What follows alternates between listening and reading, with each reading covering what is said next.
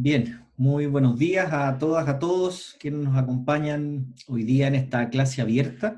Es una clase en el contexto del curso electivo de la carrera de Derecho, un curso que se llama Sindicatos en Libertad Sindical, haciendo un poco mención o alegoría al libro clásico, ¿verdad?, de Óscar Hermida sobre sindicatos.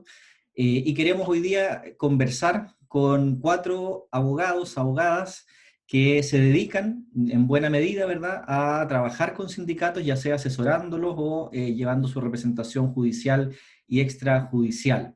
Tenemos hoy día con nosotros ya en la sala a Solange Mena. Ella es abogada y trabaja actualmente en el estudio de Tapia y Compañía. Está también Gwendolyn Silva, que actualmente trabaja en el estudio Asesorías Laborales, y está también Verónica Munilla, que además de ser profesora, trabaja en el estudio de Camaño, Munilla y Varas ahora, ¿verdad? También está la Varas incorporada. Y se va a incorporar a la sala en un ratito más también Pablo Centeno, que está terminando una audiencia, que trabaja en Burlando y Centeno. La idea de esta sesión es que podamos conocer la realidad del trabajo de los abogados y de las abogadas cuando se relacionan con sindicatos o con organizaciones sindicales.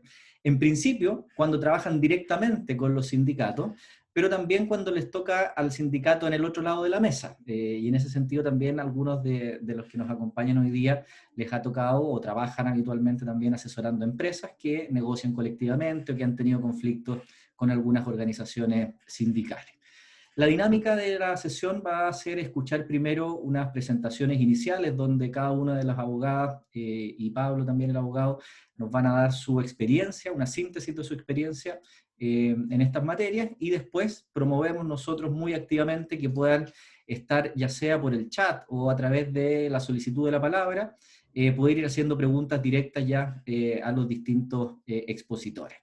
Así que, sin más, vamos a comenzar esta primera ronda de exposiciones escuchando en primer término a la abogada Verónica Munilla, profesora de la Universidad Católica de Valparaíso y también, como les decía, abogada de Camaño, Munilla y Varas.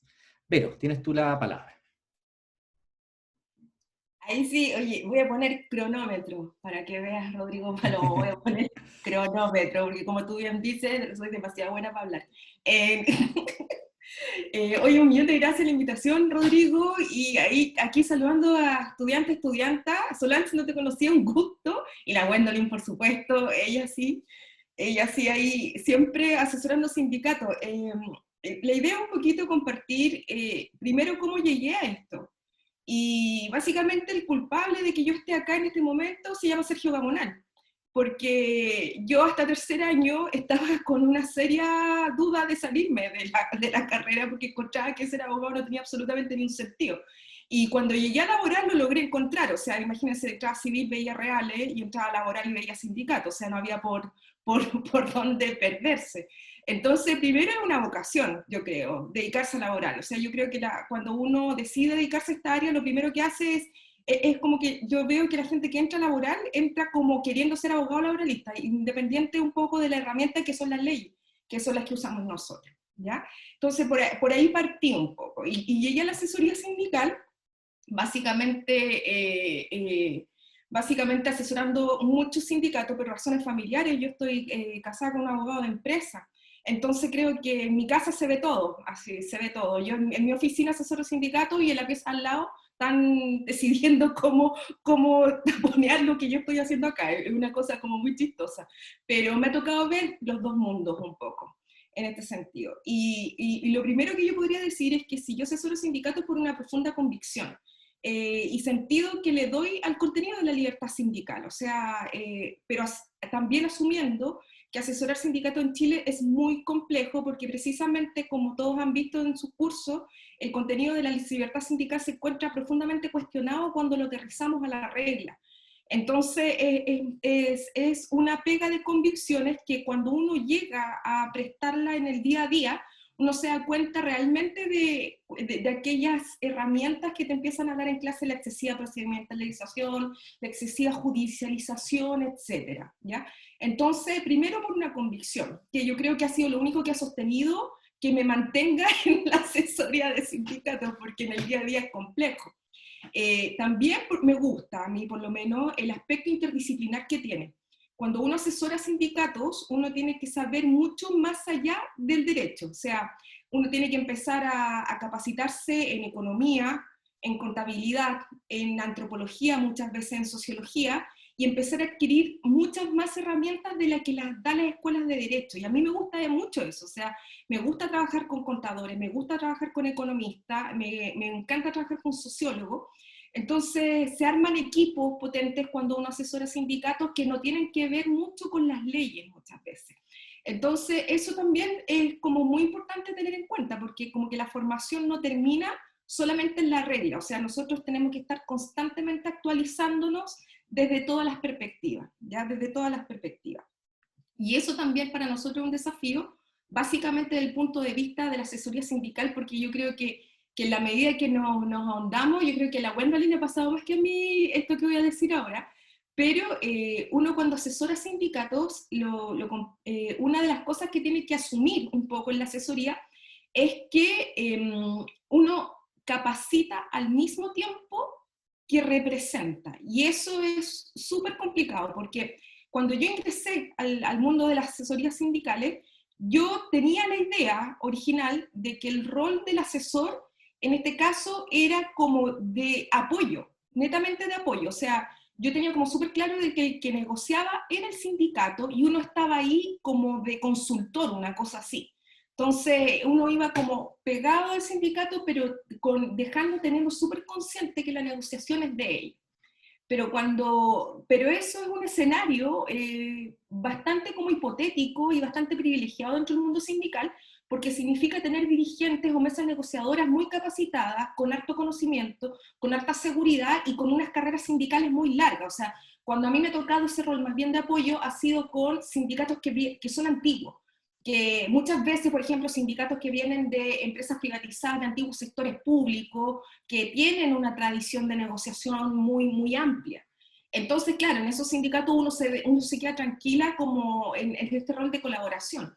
Pero cuando uno llega a sindicatos más chicos, a lo mejor más bien relacionados con el sector de la construcción o con sectores de empresas subcontratistas, que es súper complejo, uno se da cuenta sin querer que cae uno negociando casi que por ello.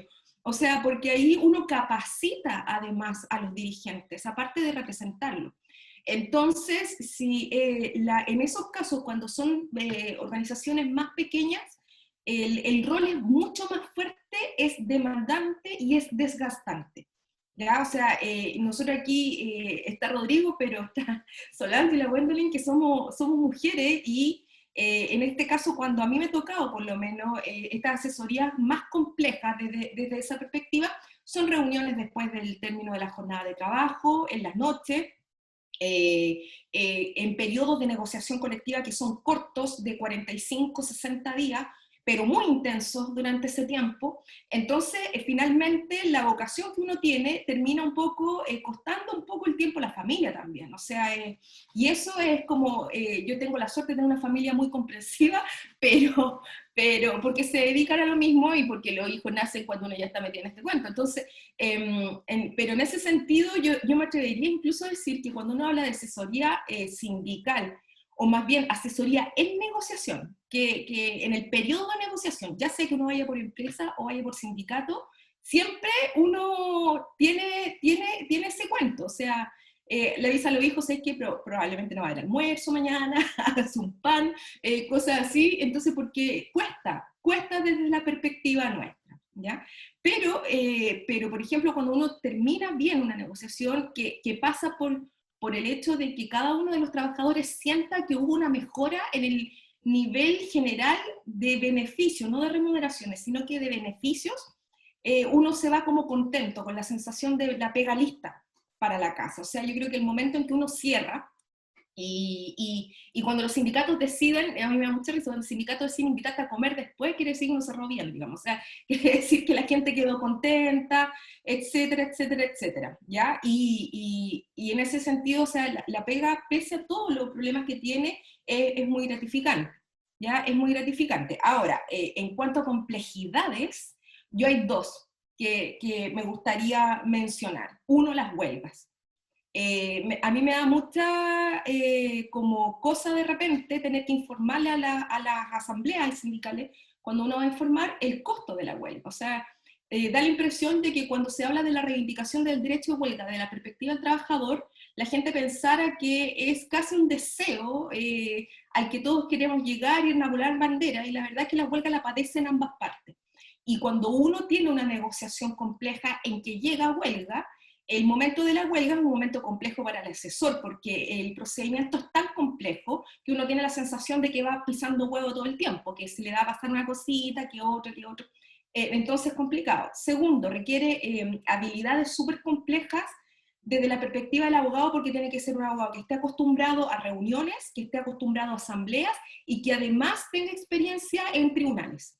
Y eso es difícil encontrarlo dentro de un asesor, porque como el procedimiento se judicializa tanto, uno va a una asamblea, va a una reunión y al mismo tiempo puede estar litigando. Entonces, esa pasada, digamos, por los tres mundos que suelen estar separados en el ejercicio, pasa cuando uno es asesor sindical de cualquiera de las partes. Y tercero, que es relacionado con esto, yo creo que lo más complejo que a mí me ha tocado vivir son servicios mínimos. O sea, es el regalito de la 20.940, o sea, es terrorífico. O sea, yo he tenido servicios mínimos de 1 año y medio, sin contar la etapa de judicialización, con directivas, en este caso, que llegan hechas pebre a presentar el proyecto de contrato colectivo, y el abogado que llega a Droghi también, después de haber pasado por servicios mínimos que pasan a judicializarse incluso.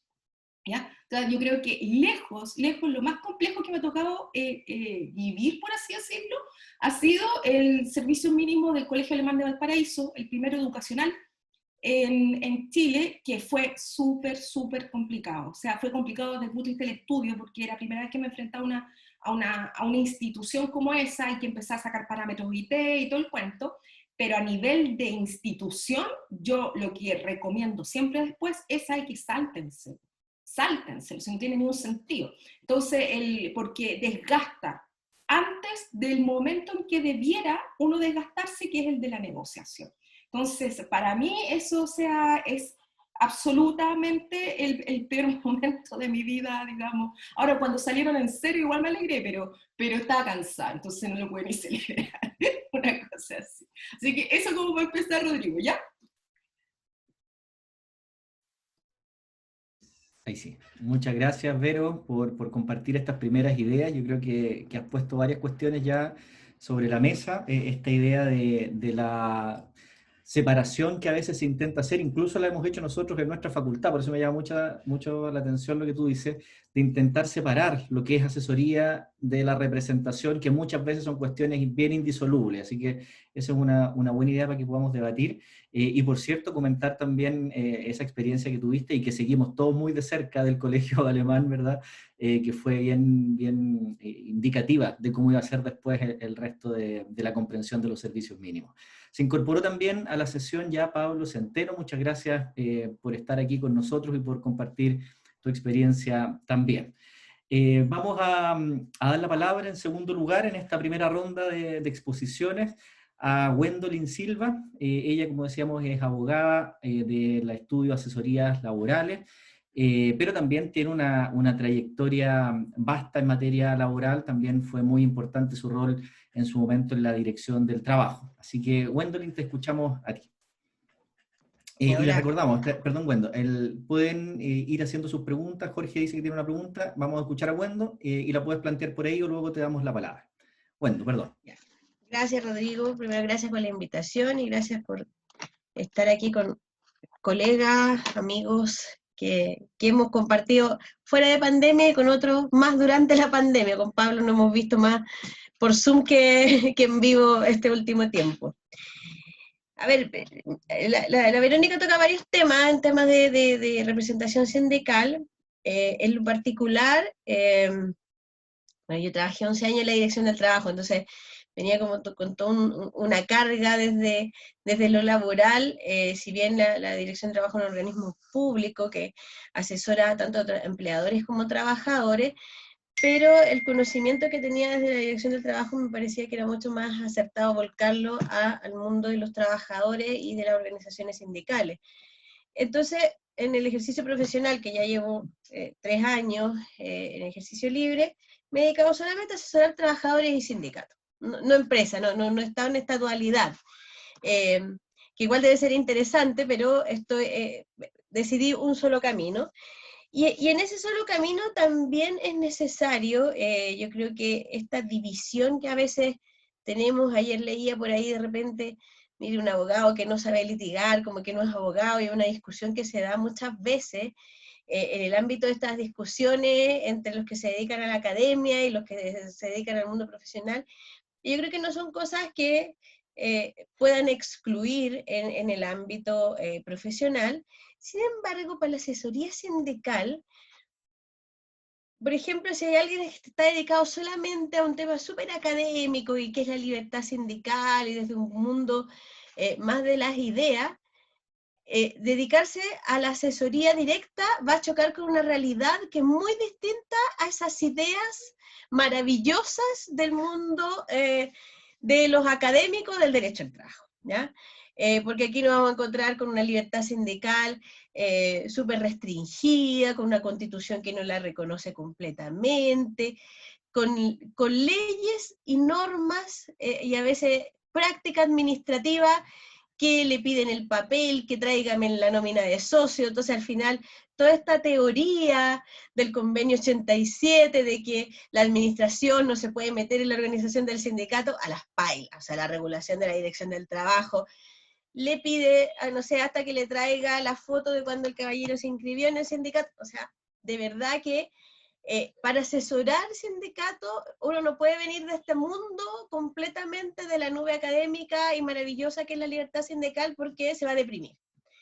Entonces hay que conjugar las cosas, pero toda esta construcción académica sirve para correr el cerco, ¿ya? Si no fuera por eso, no se hubiese avanzado en materia sindical desde lo judicial, porque no hubiésemos quedado con estas normas que nos restringían. En cambio, toda esta otra construcción, mirar para afuera, o sea, no sé, mirar Uruguay, por ejemplo, o sea, como una gran forma de ir corriendo el cerco y decir, mire, si se puede, la huelga puede ser fuera de la negociación colectiva, los derechos de los trabajadores en tal o cual circunstancia puede ser de tal manera. Entonces, hay que conjugarlo.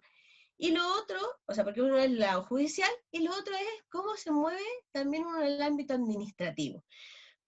Porque el tema netamente, o sea, si uno defiende, por ejemplo, trabajadores de despido, la verdad es que basta la litigación, un poco.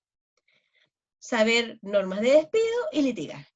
Pero si uno va a asesorar sindicatos, tiene que saber bastante de doctrina, sobre todo cómo se va moviendo. Por ejemplo, bueno, Pablo, me imagino que ahí podrá comentar más, pero Pablo que está viendo todo este tema de los trabajadores de aplicaciones, uno va mirando para afuera, para ver cómo va avanzando aquí también. También tiene que saber cómo se maneja el ámbito administrativo. ¿Qué me va a decir la dirección del trabajo? ¿A dónde tengo que ir? ¿Qué recursos administrativos puedo poner? O sea, ya no solamente tengo que saber laboral, tengo que saber derecho administrativo, el recurso de reposición, la 19.880, si me rechazan el sindicato. Y por otro lado, además tengo que saber litigar. O sea, tengo que tener como todas las competencias, esta separación que uno a veces hace, que es súper práctica en el día a día para uno tener una asesoría de sindicatos, tiene que ser bastante integral, ¿ya? O tener una oficina en que varios manejen distintos temas para poder ir solucionando los conflictos que se generan. ¿Y qué hace un asesor? Porque también uno no es el sindicato. La Vero algo comentaba ahí, decía la negociación colectiva, qué hacer. Uno tiene distintas realidades con los sindicatos, ¿ya? Yo trabajo con sindicatos, tengo un grupo importante de sindicatos como millennials, si uno quiere decir, o sea, sindicatos de trabajadores de la comida rápida, donde los trabajadores, para que no se asusten chiquillas, casi todos son 20 millones, 21 millones, su RUT, o sea, ya es como, ¿qué? Todos incluso menores de edad, pero entre 18 y 25 años. Entonces hay una forma de entender el mundo distinta, ¿ya? También trabajo con sindicatos que están completamente alejados de lo que es redes sociales, sindicatos manipuladores de alimentos, por ejemplo, que tienen otra construcción, otra historia. Y por otro lado están los trabajadores de cuestiones manufactureras, que también, además de un mundo mucho más machista, distinto, más tradicional. ¿Cómo lo hace uno en una negociación? ¿Qué hace el abogado? El abogado no es el sindicato. Entonces, primero, a mí no me gusta que a uno lo excluyan, pero últimamente igual hay varios sindicatos que dicen, no, ¿sabe qué? Vamos nosotros a la mesa, usted que es afuerita y si tenemos un problema lo llamamos. La verdad es que es bien difícil entender el conflicto si uno no está. Entonces, la otra opción es ir de oyente. Mire, yo escucho pero no voy a hablar nada. Le hablo por WhatsApp por el lado, pedimos 5 minutos y hacemos una reunión aparte, pero uno tiene que entender dónde está el conflicto porque a veces están metiendo las patas y la están metiendo hasta el fondo y uno tiene que decirle, oiga, pare, tomemos una pausa y sigamos conversando afuera. Pero el rol que yo creo que no debe tener nunca el abogado es el llevar la mesa de negociación. Porque uno a veces puede tener intereses profesionales o entender que eso en la teoría está súper mal hecho, pero no es lo que le está sirviendo a los trabajadores. Los trabajadores están representando a sus asociados para conseguir mejores condiciones laborales, ¿ya? Y puede que sean no las mejores, pero sí las que en su momento están consiguiendo. A veces hay una concentración en cuestiones que son para uno menores, pero para los trabajadores son relevantes.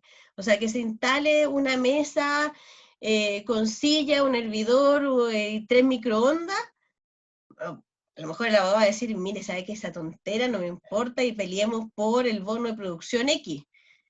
Pero para los trabajadores es un gran logro y un cambio en sus condiciones de trabajo. Entonces, ahí el abogado tiene que escuchar, no imponer su idea, asesorar, ¿ya? Y en otras cosas, y siempre educando, como decía Verónica, uno siempre va construyendo y enseñándole a los trabajadores hasta dónde pueden ir. Yo creo que eso principalmente como del rol, y lo otro que, no sé si les ha pasado al resto, pero dos cosas, uno la huelga y otro cómo uno maneja los acuerdos. Hoy día, sobre todo con los sindicatos más jóvenes, me ha costado más este tema de cómo lograr acuerdos. Hay una aversión quizás un poco más generacional a que un acuerdo es malo, que un acuerdo los hace ver como amarillo.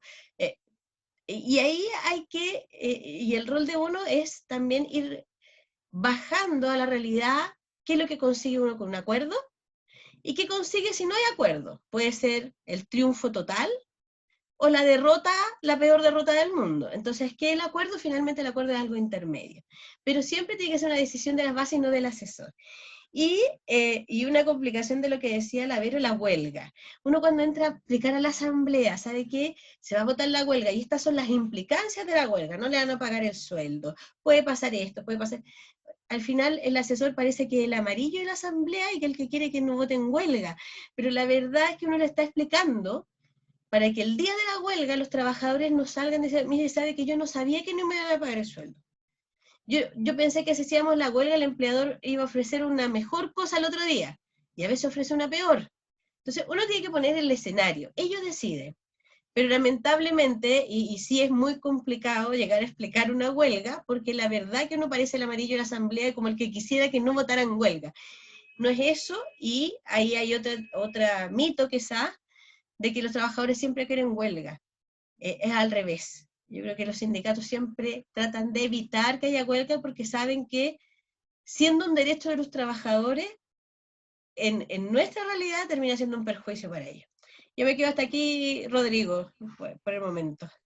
Muchas gracias, Gwendolyn. También muchas ideas sobre la mesa, este choque con la realidad, ¿verdad? Esto de pensar con todas las dificultades que uno pueda transmitir o intentar transmitir de la libertad sindical, siempre la realidad la superará con creces, ¿verdad? Y será mucho más complejo que lo que uno puede imaginarse desde una perspectiva dogmática. También un punto bien relevante que toca la Gwendolyn es las diferencias entre sindicatos. No es lo mismo asesorar a uno o representar a uno que a otro, ¿verdad? Y ha puesto dos ejemplos que son ahí bien decidores. Y yo también traería a colación, aunque la Wendo es bien modesta, no le gusta presumir sus logros, pero ha hecho un trabajo de joyería con un sindicato en particular, que es el de Starbucks. Y yo creo que, por ejemplo, el último avenimiento a propósito de la ley del que fue hace cuánto, 2 semanas más o menos, es una tremenda pega y grafica lo que tú quieres decir respecto de la importancia de los acuerdos y el valor que a veces no se comprende también en las bases o en las asambleas. Tenemos una pregunta de Jorge. Vamos a dejar pasar una pregunta y luego seguimos con Pablo y con Solange. Jorge, ¿estás Salas por ahí? ¿Quieres plantear tu pregunta? Sí, profesor. Mire, estaba escuchando atentamente a la señorita Verónica y a la señorita Wendolin. No sé si lo dije bien. Sí. A mí me surge una consulta en virtud, porque mire, en virtud del trabajo que, por ejemplo, nosotros estamos haciendo con nuestro sindicato, que ha experimentado problemas de comunicación respecto a la pandemia. Mi pregunta es para las dos. ¿Cuáles son los desafíos que como asesores sindicales se vienen a propósito del periodo post-pandemia? Hay que tomar en cuenta de que han habido situaciones por medio de leyes, como la ley de suspensión del empleo y despidos que han habido durante la situación de la pandemia. ¿Qué desafíos habría dentro del derecho sindical para afrontar de una manera acorde a lo que estamos viviendo, dado que no estamos, la mayoría de las cosas se están haciendo vía online y vía nada presencial? ¿Cómo llevar a cabo estas reuniones, estas negociaciones y mantener ese vínculo de comunicación entre los representados y el asesor? Esa es mi pregunta, profesor. Gracias, Jorge. Yo le agregaría un dato más, si nos pueden contar cómo ha impactado esta suspensión de elecciones de directivas, también en una ley a propósito de la pandemia, si ha tenido algún impacto en el funcionamiento de los sindicatos que ustedes conozcan. Wendo, si quieres partimos ahora al revés, pues tú primero y después la Vero. Ya. A ver, con respecto a lo primero, o sea, sindicato y asesor es más fácil porque es un poco más unidireccional o entre dos personas. Directorio, a veces ya son 3, son 5, y el asesor. El mayor problema y el mayor planteamiento es cómo se relacionan los dirigentes sindicales con sus asociados.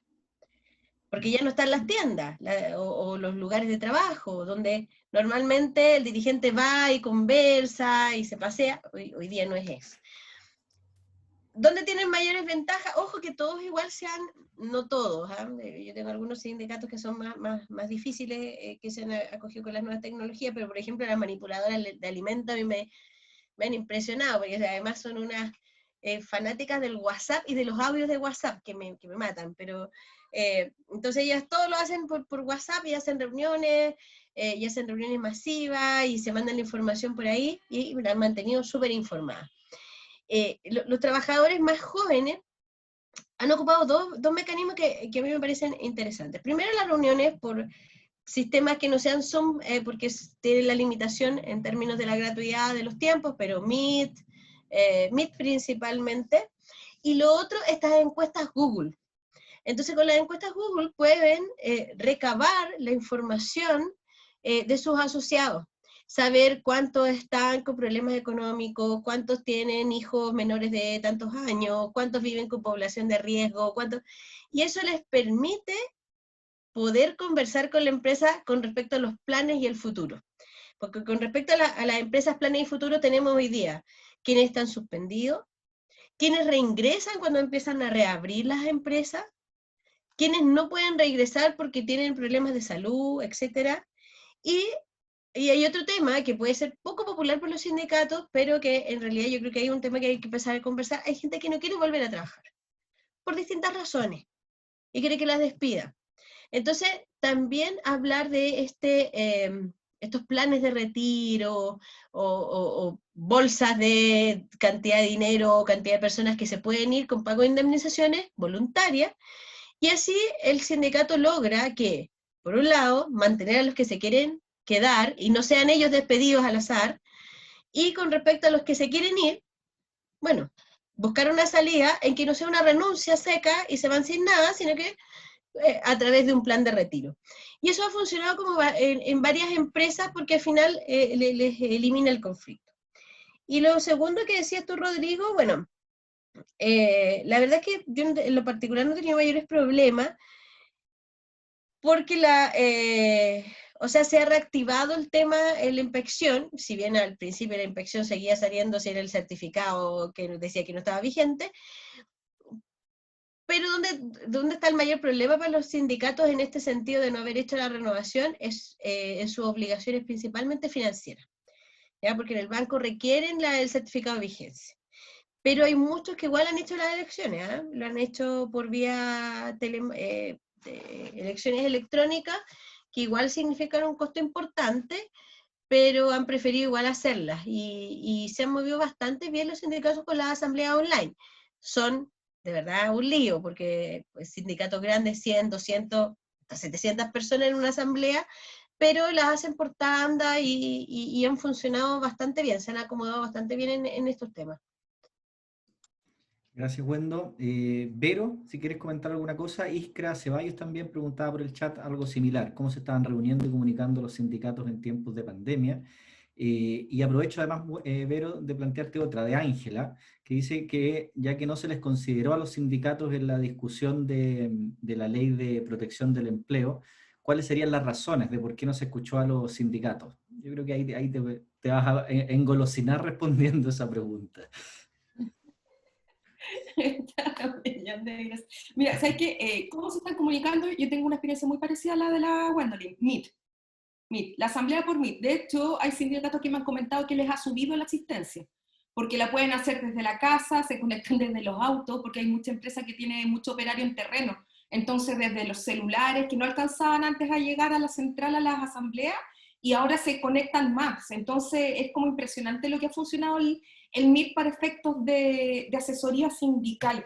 ¿Ya? Entonces, la verdad es que por ese lado, por lo menos acá en la zona, y lo que me ha tocado ver a mí, que ha funcionado bien, es que ha funcionado bien, y tampoco hemos tenido mayor cantidad de problemas con las elecciones, ¿ya? Con las elecciones, porque en el fondo, salvo que uno, como decía la Wanda, tenga temas bancarios de patrimonio, el resto ha seguido funcionando como de muy buena voluntad de ambas partes, o sea, como que a la empresa no le interesa, prefiere tener un interlocutor válido, que es el que está presente, y no ponerse a joder, por así decirlo, con el tema de las elecciones de los dirigentes. Entonces tampoco ha sido mucho. Y la otra es que nosotros acá en Valparaíso, por lo menos, tenemos al tremendo Rubén Araya en relaciones laborales, que ha solucionado montones de problemas, o sea, que va a la dirección, que recibe certificados, que los emite. Entonces, en ese sentido, él ha sido un factor súper bueno.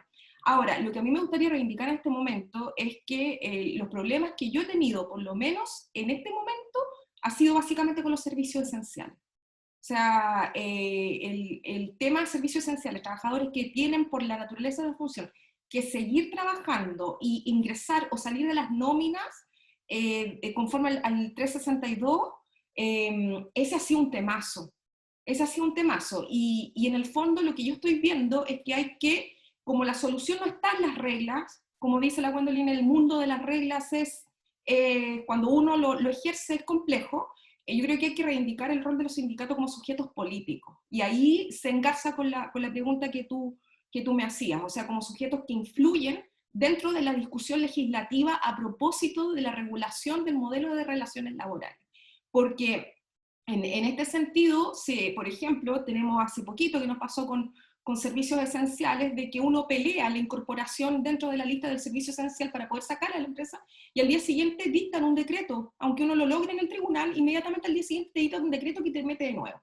Entonces no tiene ningún sentido el ejercicio jurisdiccional para efectos de servicios esenciales. Y uno entiende que eso pasa por modificaciones legislativas que debiesen incluir a quienes son objetos del modelo de relaciones laborales, que son precisamente los sindicatos.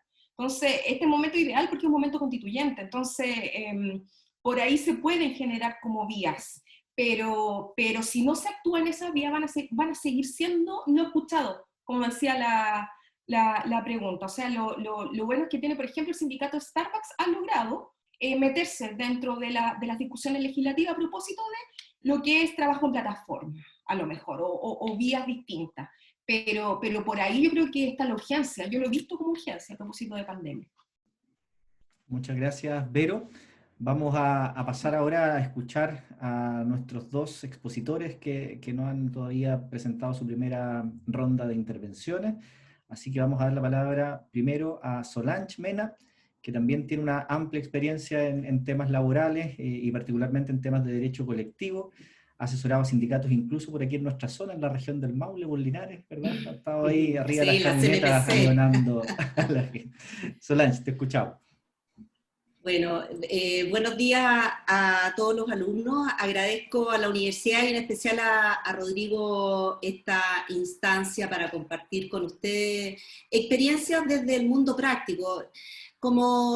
Al igual como comenzó Verónica, me gustaría contarles un poquito mi experiencia. Yo fui 20 años gerente en una empresa transnacional, por lo tanto, aparte de asesorar, por un lado, a veces a sindicatos y otras veces a empresas, también me ha tocado estar en el otro lado, en el tercer lado, que es diferente, que es distinto. Y a pesar de que yo, en la época que ya ejercía como gerente en esa empresa, ya era abogada, no especialista en derecho laboral en esa época, claramente la posición es distinta. Por lo tanto, el rol del asesor ahí es muy importante.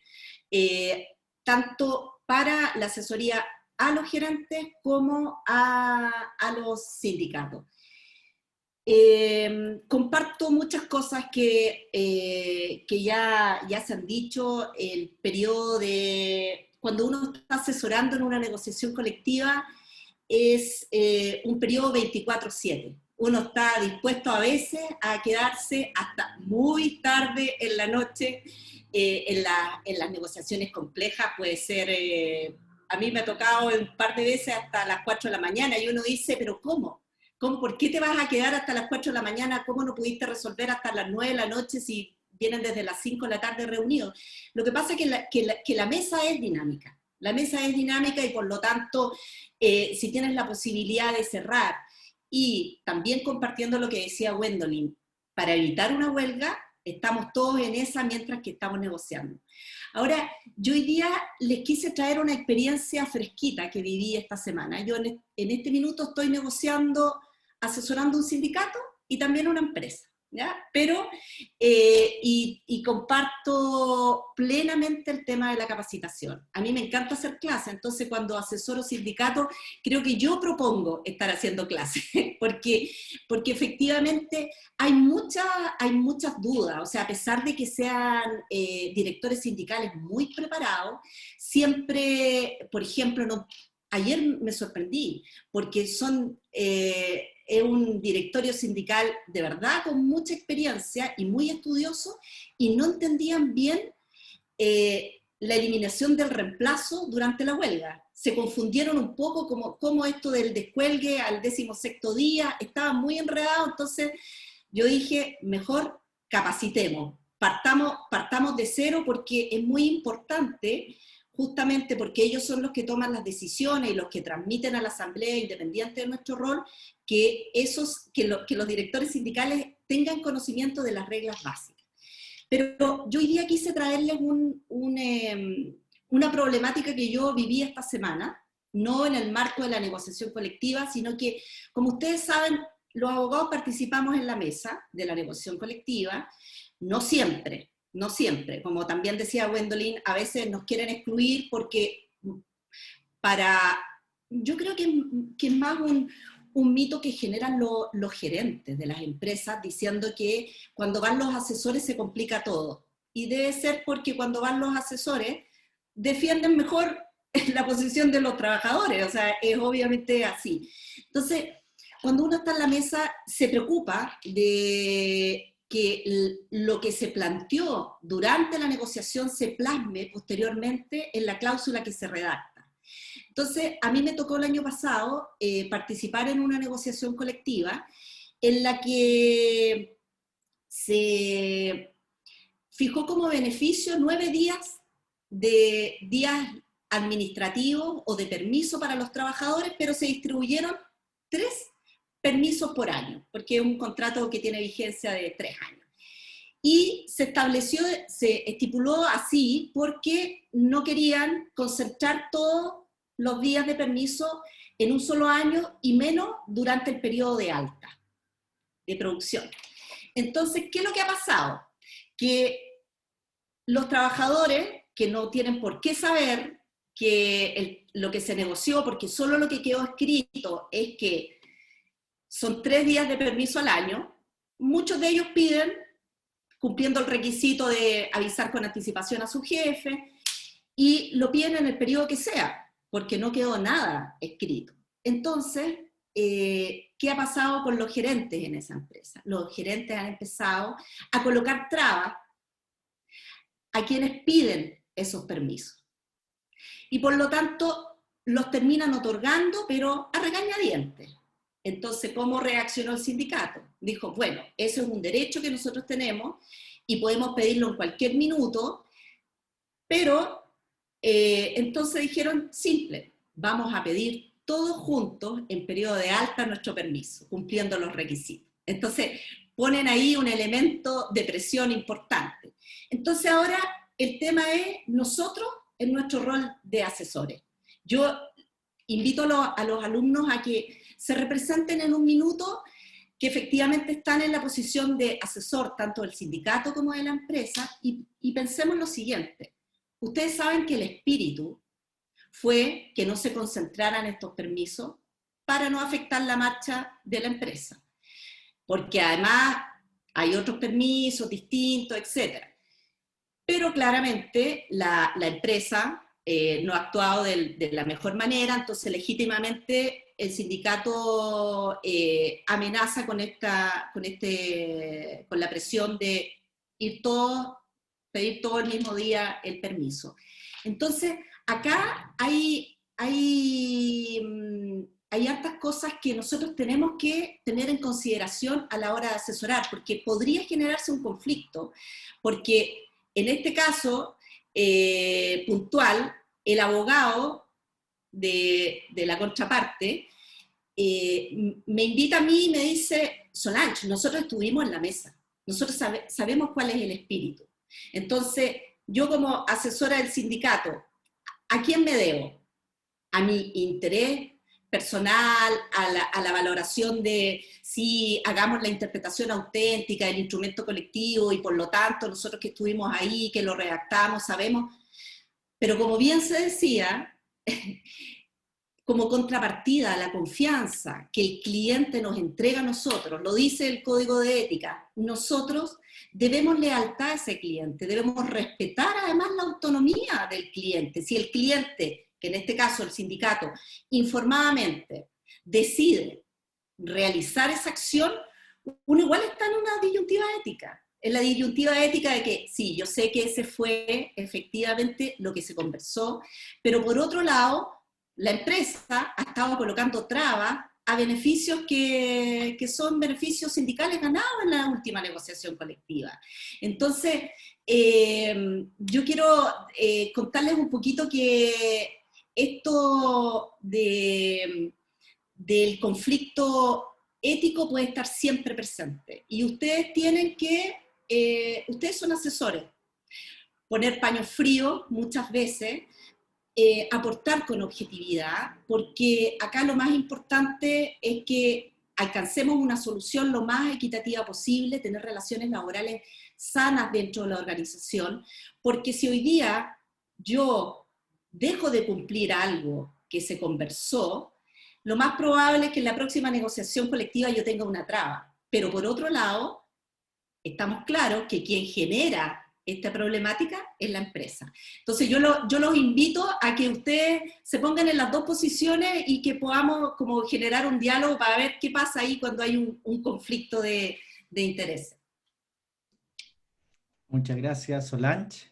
Hay también ahí otro tema muy interesante que además tú manejas muy bien y nos has compartido en otras ocasiones, que es el de los conflictos de interés o los conflictos éticos, sobre todo cuando uno asesora en temas laborales, que suelen surgir, ¿verdad?, estas cuestiones y los márgenes que tiene uno como profesional también para actuar.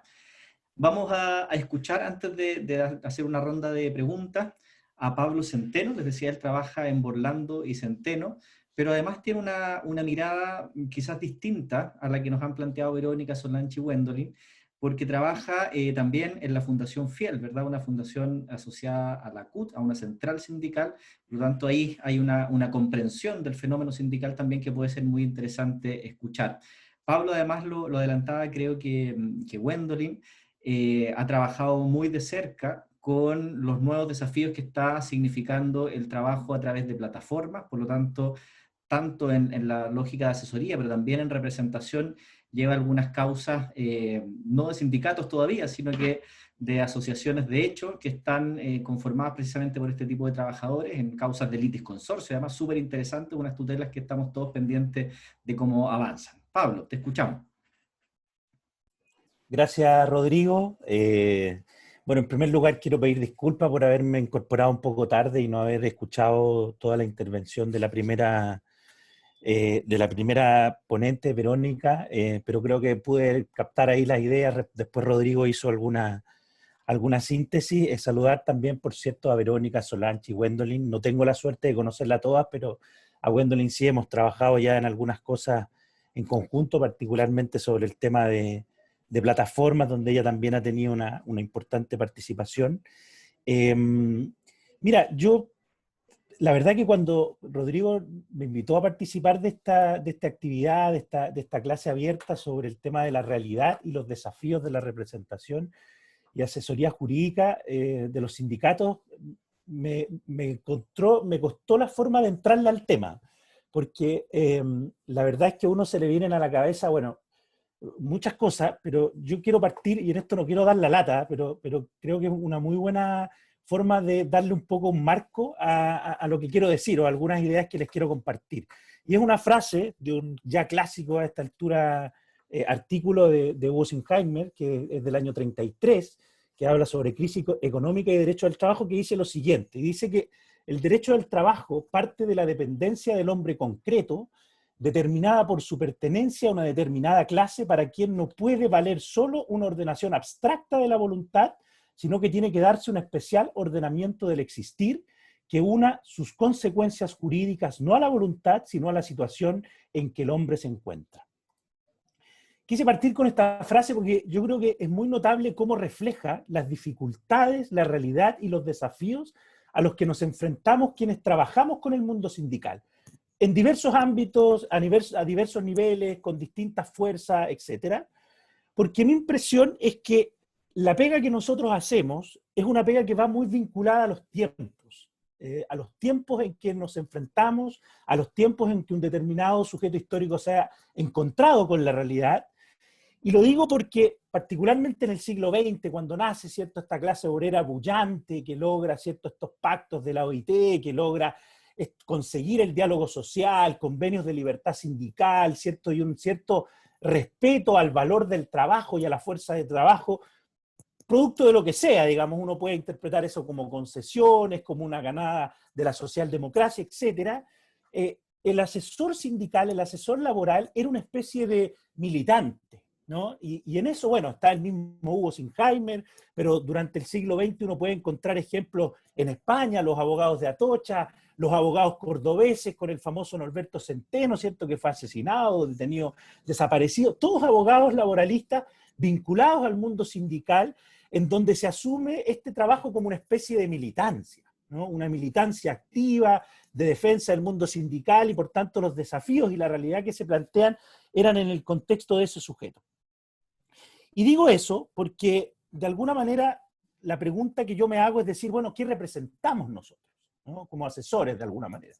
Y mi impresión es que aquellos que hemos estado vinculados al mundo sindical, yo en lo particular tampoco asesoro empresas, digamos, no cuestiono para nada a quién lo hace, digamos, y a quién digamos, toma o ve las dos caras de la moneda. Creo que es legítima una opción, digamos, pero yo en lo particular he asumido, ¿cierto?, el trabajo más bien desde el mundo sindical, y tengo la impresión de que cuando nos hacemos la pregunta de qué representamos, finalmente nosotros representamos al sindicato. Yo entiendo al sindicato como el representante de una clase trabajadora. Más allá, ¿cierto?, de la afiliación concreta, el número de trabajadores o trabajadoras que puedan estar afiliados o vinculados jurídicamente a una organización sindical, lo entiendo como la defensa de intereses de clase. Eso, por cierto, puede ser discutido. Hoy día, efectivamente, tenemos una discusión si es que efectivamente la contradicción en las sociedades capitalistas principalmente sigue siendo la contradicción capital-trabajo, producto de otras luchas de frontera incluso, o de trinchera para algunos, pero lo cierto es que cuando yo me hago esa pregunta, mi respuesta es, bueno, yo represento y asesoro a un sujeto en tanto una clase trabajadora. Y a partir de ahí parten una serie de definiciones y una serie de realidades y de desafíos. Por lo pronto, yo creo que es una pega, digamos, súper valiosa. Yo soy un profundo admirador del mundo sindical, particularmente a partir del plan laboral de la dictadura. Creo que el mundo sindical, digamos, ha hecho un esfuerzo y me parece que es un sujeto que con toda esta normativa contraria, ¿cierto?, a su expresión, como dice Antonio Bailos, a su ser y hacer, que en definitiva eso es la libertad sindical, con todo esto en contra ha logrado, ¿cierto?, poder sobrevivir, transformarse, ¿cierto?, en un sujeto que, por cierto, con toda la fuerza que ello tiene, digamos. Ahora, si uno mira a este sujeto sindical chileno, particularmente ya aquí un poco para ir entrando en tierra derecha, es un sujeto que uno puede encontrar muchas cosas positivas. Desde ya, por ejemplo, decir que aquellos que hemos estado en el mundo de la asesoría sindical, digamos, sentados en mesas de negociación o incluso litigando, el mundo empresarial del ámbito laboral es un mundo muy machista. Es un mundo en donde particularmente uno se encuentra hombres sentados en la mesa de negociación asesorando a las empresas, hablo particularmente de abogados. Sin embargo, el mundo sindical ha ido abriendo eso. Por lo tanto, por lo pronto, el tema del género, el mundo sindical lo ha asumido de forma previa, creo yo, incluso al propio mundo empresarial, ¿no? Ya sea por la vía de la cuota. Entonces, uno ve que ahí también hay una cosa que es muy valorable. Ahora, otro de los aspectos que yo creo que es muy importante de considerar a la hora de responder esta pregunta es ¿cuál es la realidad? Y la realidad es que yo creo que hoy día nosotros nos vemos enfrentados a una especie de crisis de la propia norma que nos sustenta, que es el derecho del trabajo finalmente. Y es una crisis que viene dada, yo en esto creo que José Luis Ugarte da en el clavo, porque nos vemos orillados por la izquierda, pero también, o sea, nos vemos orillados por la derecha, ¿no?, pero también por la izquierda, digamos.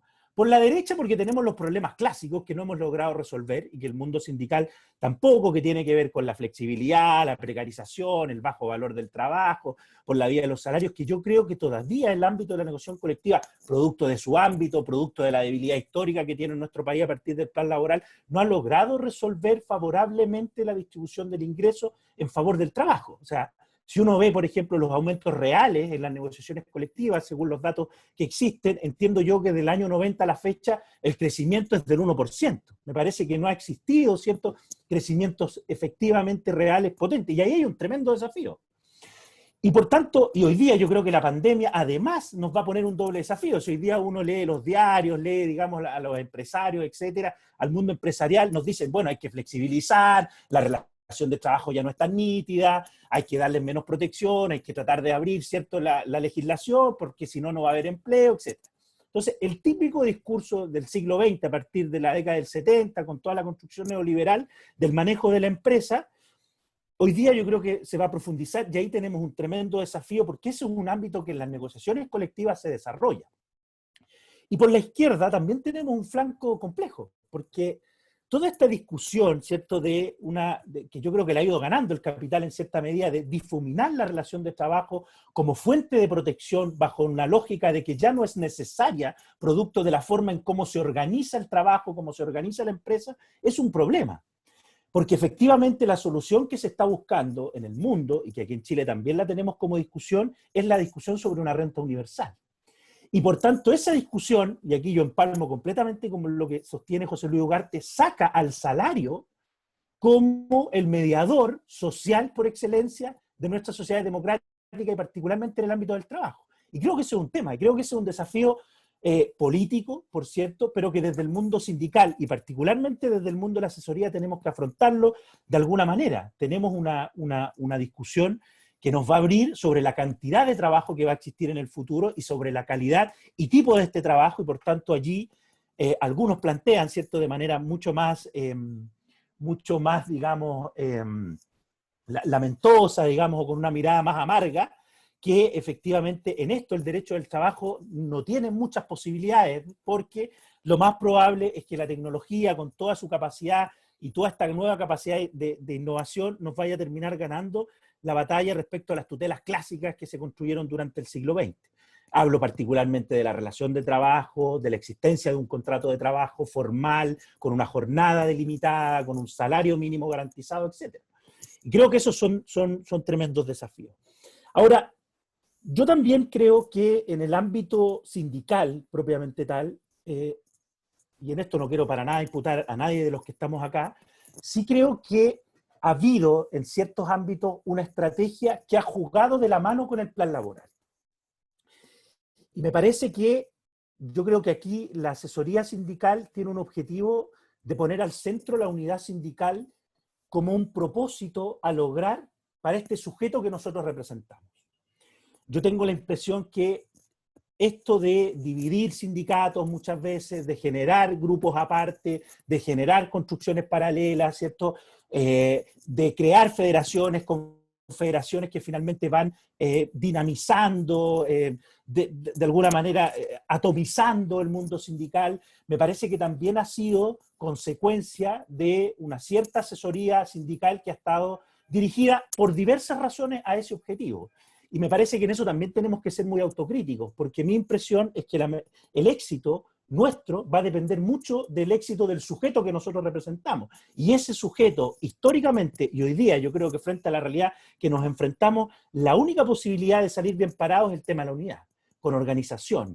Y me parece que allí también nosotros tenemos un desafío. Hoy día hay distintas asociaciones de abogados, está la GAL, hay distintas asociaciones que se vinculan más con el mundo práctico, con el mundo real, que decía Wendell, en donde la libertad sindical de los convenios hay que bajarla y en realidad uno se encuentra entre realidades que son más complejas que un texto normativo, y me parece que ahí hay un desafío. El mundo sindical históricamente ha tenido capacidad de desbordar los límites de la legalidad, de los modelos económicos, y me parece que nosotros en ese sentido hay un desafío también de cómo desbordamos los límites en unidad. Y por último, para no extenderme demasiado, tengo la impresión que el proceso constituyente también representa un desafío para nosotros. No está asegurado el valor del trabajo, ni menos la libertad sindical en la futura constitución, en los marcos que nosotros imaginamos, esa libertad sindical con huelga multipropósito, con negociación colectiva ramal, con autonomía sindical de organización efectiva, etcétera. Yo creo que no está garantizado. Y mi impresión es que allí, y ahí empalmo completamente con lo que decía Solange, el sentido de capacitar, de formar al dirigente sindical sin sustituir su labor es clave. Porque de lo que se consagre finalmente en la Constitución, en el ámbito del trabajo, va a depender fundamentalmente de la capacidad que tenga el mundo organizado de los trabajadores para poder incidir en ese debate. Porque efectivamente en el debate constitucional legítimamente vas a tener cientos de luchas, cientos de ideas, cientos de propuestas y cientos de desafíos. Por hoy día, el tema del género, ¿cierto? El enfoque de género, una constitución feminista, es un tema sumamente fundamental. El tema del medio ambiente es un tema fundamental. Y en esto, el valor del trabajo, yo creo que va a ser clave, y en mi impresión es que va a depender fundamentalmente su incidencia de la capacidad que tenga la organización de trabajadores y trabajadoras para poder incidir en ese debate. Y por último, no quiero dejar de terminar con un poco lo que ha señalado Gwendolyn también.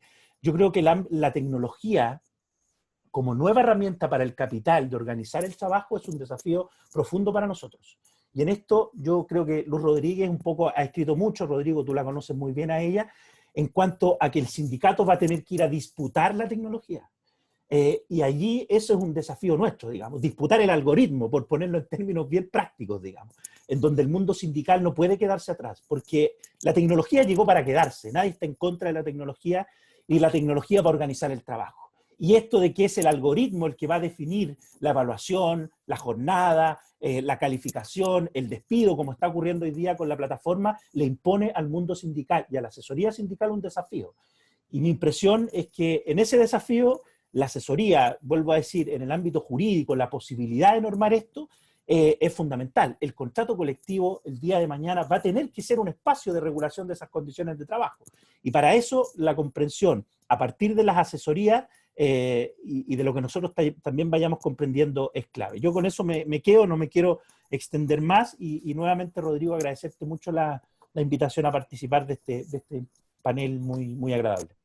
Gracias. Muchas gracias, Pablo, también por tu primera intervención. Y hemos ido recibiendo, mientras ustedes hablaban, muchas preguntas por el chat. Yo he intentado sistematizar algunas y para intentar responderlas todas voy a ir dirigiéndolas a algunos o algunas de ustedes para que podamos dar cuenta de todas ellas. Hay un grupo de preguntas, Juan Pablo, Francisca, Pía, alcancé a notar, y ahora vienen entrando otras, Carolina, por ejemplo, que están referidas a la libertad sindical y la nueva constitución. Pablo se ha referido en términos genéricos al desafío que significa este proceso constituyente para el mundo del trabajo y cómo deberían incidir ahí los sindicatos. Pero en esa línea también profundiza la pregunta, Carolina, y básicamente consulta si los sindicalistas, los dirigentes, deberían ser también candidatos derechamente a constituyentes, o debería ser en realidad una intervención a lo mejor con sus ideas, pero no en la primera línea. Esa es una primera cuestión. Y todavía en preguntas que son más genéricas, Valentina, Carolina también preguntan por las reformas legales más urgentes en materia de derecho colectivo. Sienten que se cuestiona mucho a la norma vigente, que la ley es muy mala, que la ley pone dificultades. Entonces, ¿cuáles serían las que ustedes identificarían como las cuestiones que ni siquiera hay que esperar que cambie la Constitución para llevar adelante una modificación en este plano legal? Y en la misma línea, solo para cerrar el primer grupo de preguntas, se consulta aquí si la pandemia, por Carolina, ha creado problemas que no podían preverse y que por lo tanto en cualquier lado del mundo que hubiera pasado una pandemia se hubieran generado estos conflictos, o en realidad lo que ha hecho la pandemia es evidenciar lo precario que es nuestro sistema. Así que sobre esas primeras cuestiones hagamos una ronda de escuchas y dejemos en esta primera parte a Gwendolyn y a Vero, y después las otras preguntas se las planteamos a Solange y a Pablo. Gwendolyn. Gracias, Rodrigo. Sí, había notado que algunas cosas toca hartos temas. Voy a partir por pandemia para después quedarme con temas constitucionales. A ver, ¿cómo afecta la pandemia? Yo creo que no es solamente cómo afecta la pandemia, y aquí me voy a ir como en un rollo un poco más sociológico quizá, y yo no sé si me ha tocado antes, Rodrigo, pero yo lo venía planteando hace harto rato con respecto a que los movimientos sociales, o sea, el 2006 fueron secundarios, 2011 fueron universitarios, y yo decía, esto va a llegar un día al mundo del trabajo, porque los cabros que estaban en el colegio después reclamaron la universidad, y cuando empiecen a trabajar, van a empezar a reclamar porque van a estar en el mundo del trabajo. Ahora yo me lo esperaba en el mundo del trabajo, pero no así como de toda la sociedad y todo Chile con un despertar distinto, pero va en ese avance, va en ese no conformarse quizá de las normas. Entonces, la pandemia viene a afectar en una parte, estallido social, viene a generar, si uno mira, por ejemplo, muchos de los reclamos que había en estallido social y muchas de las normas que aparecieron tienen, para hacer frente a eso, tienen que ver con seguridad social, el salario mínimo garantizado. Bueno, tengo un montón de críticas con respecto a la ley, pero tenía que ver con dónde está el salario mínimo, cuál es el valor del trabajo, qué valor le estamos dando al trabajo, alcanza para eso, cumple el principio de subsistencia, sirve para subsistir, y la pandemia viene a agudizar esas discusiones, ¿ya? Entonces, ¿qué es lo que me ha generado? Que el tema pandemia, desde el punto de vista sindical, genera un tema de, cuando yo estoy mal, si lo miro en lo individual, me agrupo a otros que me puedan ayudar. Entonces, lo que he visto en general ha sido un aumento de la sindicalización o acercamiento al sindicato. Pero ya estamos tan mal que hay alguien que me puede proteger.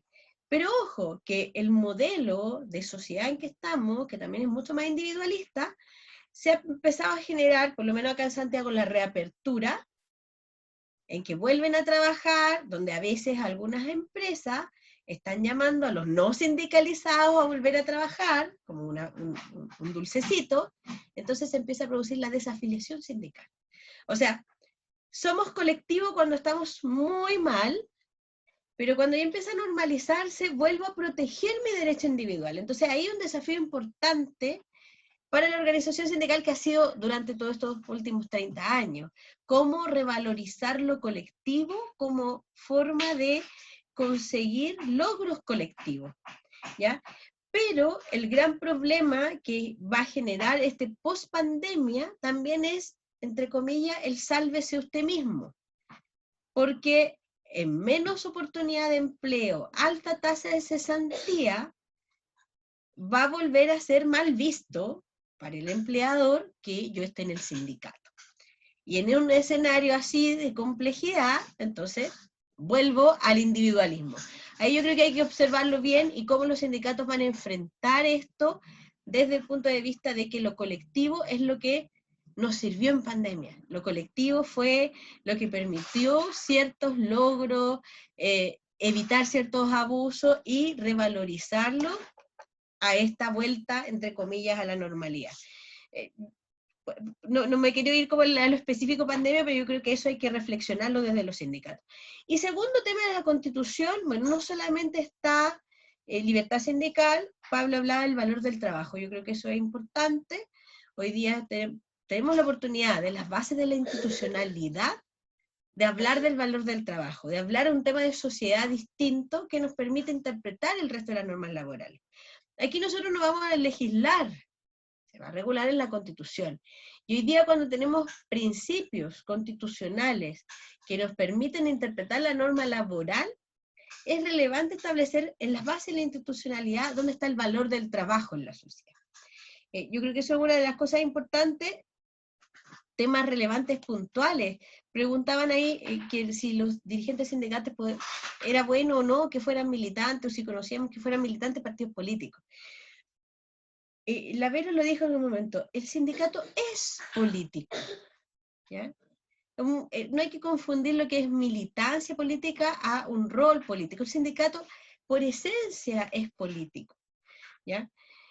Por lo tanto, que tenga o no tenga militancia no va a ser más relevante o no, y nuestra Constitución condena esa militancia, porque le dice a usted no puede ser candidato a parlamentario. O sea, hay una condena a la militancia del dirigente sindical. Y ojo que en la Constitución, y lo decía Carmona en un fallo del Tribunal Constitucional, el único grupo intermedio que reconoce y del que habla es el sindicato, ¿ya? O sea, no es cualquier cosa, es el único grupo intermedio del que en la Constitución se habla y se le regula y se le dan derechos, es al sindicato. Entonces, ¿es relevante en la Constitución el sindicato? Claro que sí. ¿Es relevante sacarle estas trabas a los dirigentes sindicales? Claro que sí. Para la constituyente se eliminó, se dice que se va a suspender su dirigencia, su cargo en el sindicato, pero puede ser candidato a la constituyente, y yo creo que es relevante que estén, ¿ya? No solamente que estén así como en segunda línea como asesores, porque son actores de la sociedad, y actores de la sociedad que tienen que estar y que tienen que decir qué es lo que piensan. Eso como en particular, y la relevancia entonces, no solamente el sindicato para hablar de libertad sindical, y también hablar de salario, hablar de seguridad social, hablar de igualdad de remuneraciones hombre-mujer, temas que sí tienen que estar en la Constitución. Yo me quedo con eso. Gracias, Wendo. Y le damos también la palabra para su respuesta a Vero.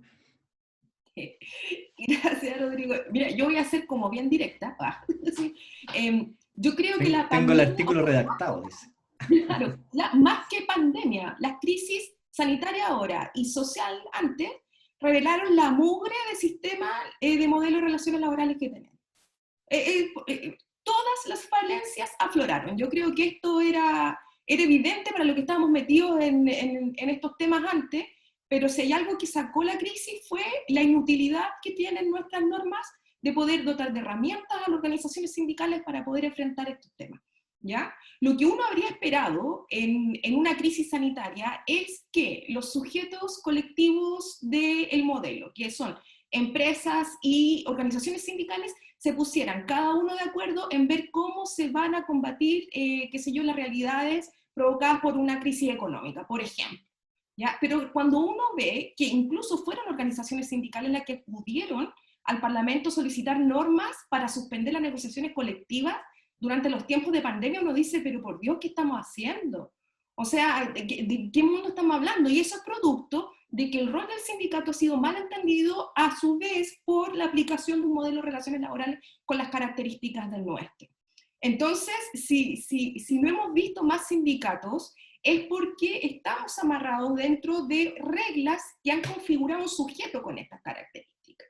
Y si vemos que la pandemia, los costos de la pandemia no asumen los trabajadores a través de un fondo de cesantía, es porque el sistema que tenemos, la verdad, es que es francamente aterrador. O sea, eso yo lo que mientras más avance esta cuestión, más me convenzo de eso. Ahora, si los dirigentes sindicales tienen que participar en las herramientas, o sea, en la etapa constituyente, independiente del organismo, sí, de todas maneras, sí. O sea, nosotros lo hemos conversado en muchos seminarios, en muchos foros, de todas maneras. Yo creo que este momento implica dejar de entender el sindicato desde un punto de vista asistencialista, de una existencia en torno a becas y fiestas de fin de año, y por fin poder verlo dentro de un rol en torno al diseño del marco normativo que va a regular su vida sindical después. ¿Ya? Según yo, lo único que no tenemos que estar ahí somos los expertos, pseudo expertos, porque ahí, como dice la Gwendolyn, uno entra aquí y, ¿cómo se llama?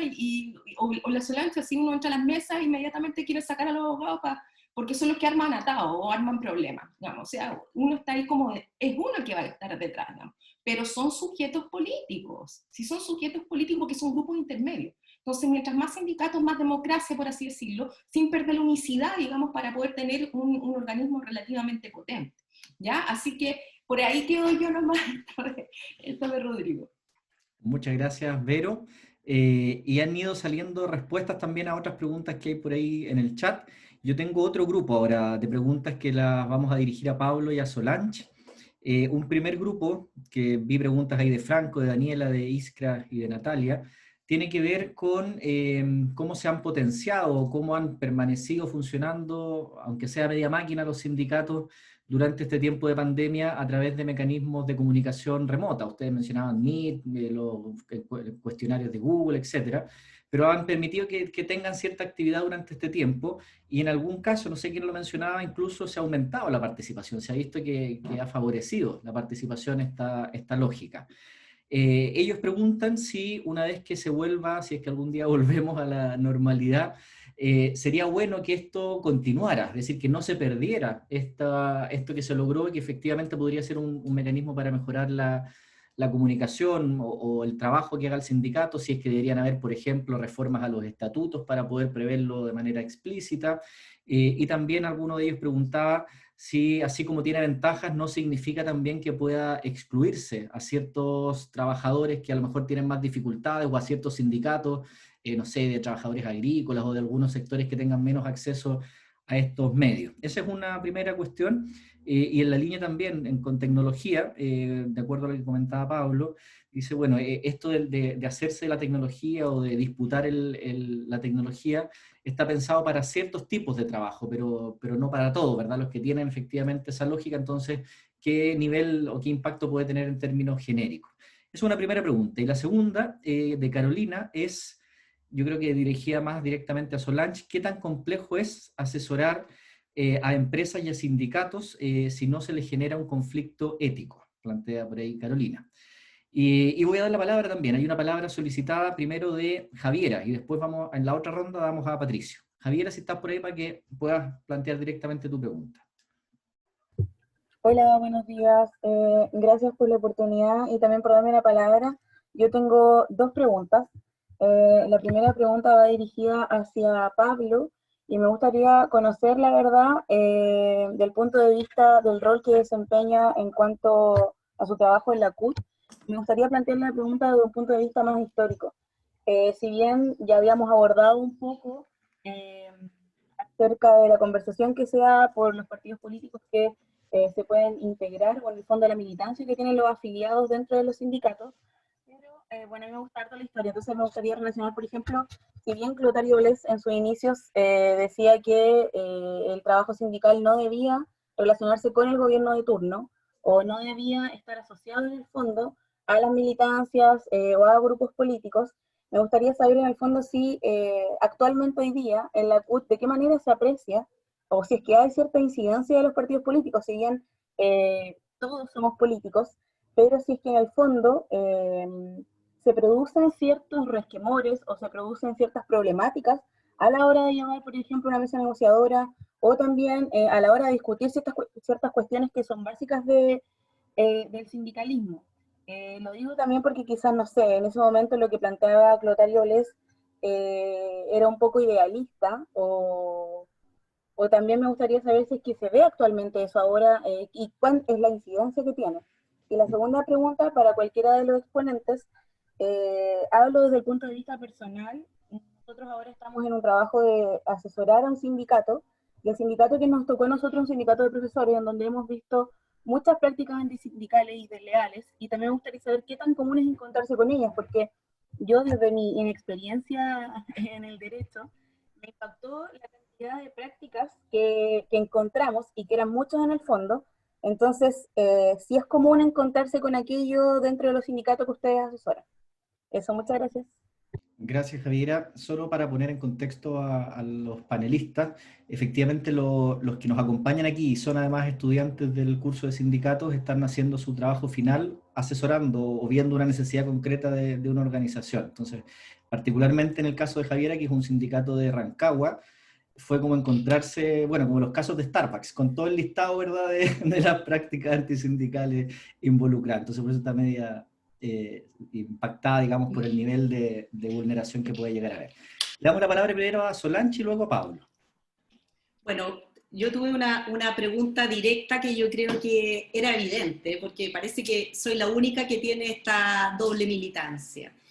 Y como les comentaba también al comienzo de mi exposición, también fui gerente muchos años de una empresa, entonces también entiendo el tema del budget, del presupuesto y todas las cosas que de repente uno desde la mirada del asesor no las conoce, pero de verdad no las ha vivido.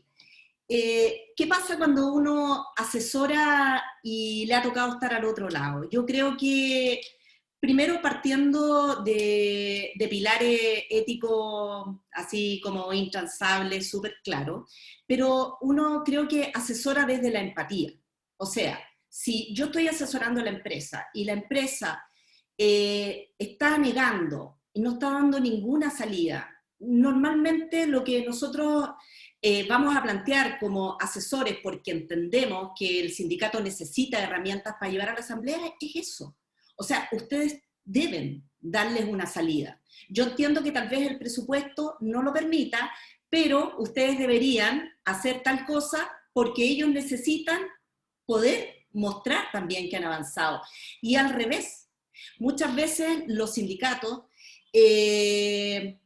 y créanme, obviamente es muy legítimo, no quieren transar en algunas cosas, pero hay algunas cuestiones que desde el punto de vista del empleador también son intransables. Entonces ahí uno llega a hacer como ese intermedio entre, tal vez planteando cuál es la posición del otro.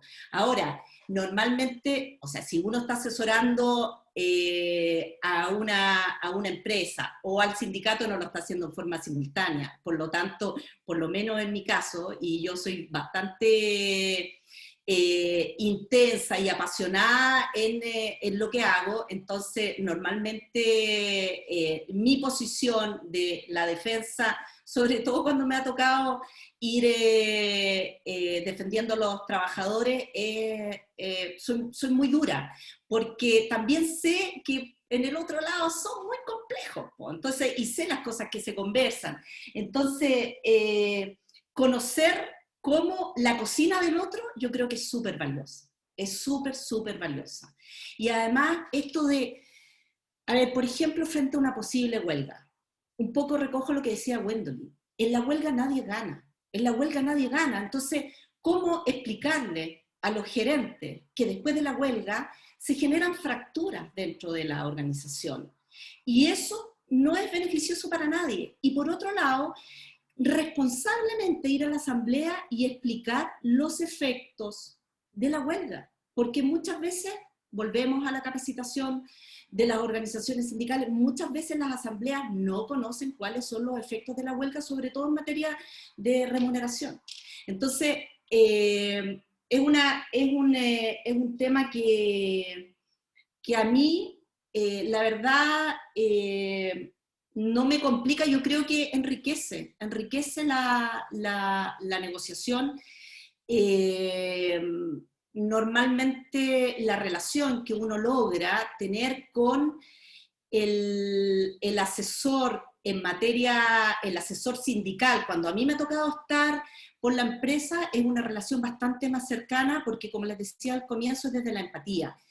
Pero sí creo, como yo tengo ese estilo, me cuesta mucho cuando estoy asesorando a un sindicato tener relación con el asesor de empresa, porque normalmente me encuentro con asesores de empresa que son muy intransigentes, que no están viendo las necesidades que tiene el sindicato. Entonces, es ahí ahí yo creo que se me puede generar más un conflicto, porque de verdad que no entiendo, yo por lo menos de esa manera, la asesoría. Yo en la asesoría creo que hay que tratar de buscar puntos de acuerdo, que hay que tratar de buscar la solución más equitativa posible.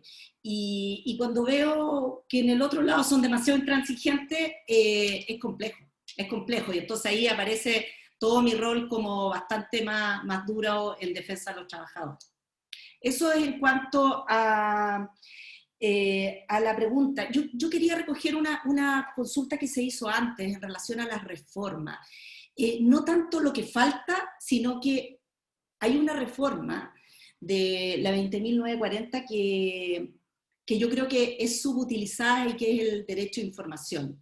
Yo veo cómo los sindicatos llegan a la mesa a negociar sin tener conocimientos que hoy día el articulado del Código del Trabajo a través del derecho a información sí te lo da. Entonces muchas veces cambian algunas cosas que podrían haber sabido, porque no es lo mismo que yo entregue algo sabiendo cuánto cuesta a la empresa, porque a veces año 2016, me sorprendo porque el sindicato cree haber transado en algo genial, porque era un tema de uniforme por otro beneficio.